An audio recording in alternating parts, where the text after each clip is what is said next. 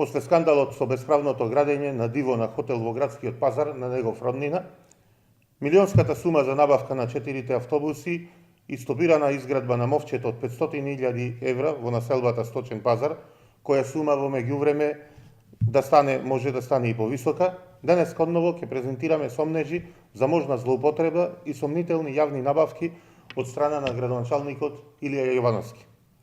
Имено, градоначалникот на 3 ноември, денот на ослободувањето на Прилеп, свечено го отвори новиот споменик посветен на масакрот кој бугарскиот окупатор го извршил во село Дабница.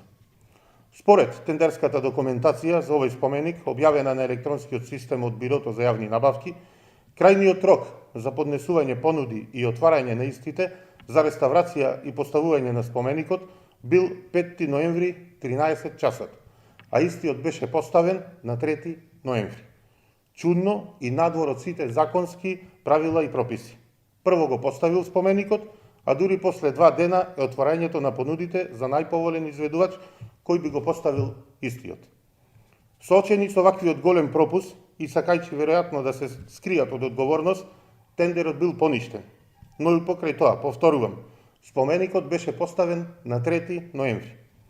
Градоначалниче, еве јавно ве прашуваме, како, на кој начин и според кои критериуми сте избрали изведувач на овој споменик? Дали е точно дека тендерот сте го поништиле, бидејќи не сте добиле ниту една понуда? Граѓаните на Прилеп ги интересира како и кој без завршена тендерска постапка, без вклучен договор, ги заврши потребните работи за реставрација и поставување на споменикот и го постави споменикот. Уште еднаш ве прашуваме, кој е изведувачот на работите за поставување на овој споменик, кој го избра и во каква постапка? Што ли ќе лажете сега и со какви ли закани за тужби и пријави ќе се браните овој пат?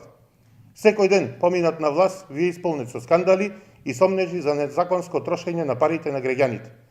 Ова е само уште еден во низата скандали за кои ќе се бара одговорност и ќе се провери се до последен детал. На градоначалникот Јовановски и власта на СДСМ одново им порачуваме.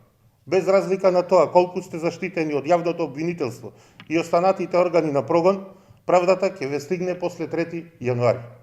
Република Македонија ќе ја биде, но само без вас на власт.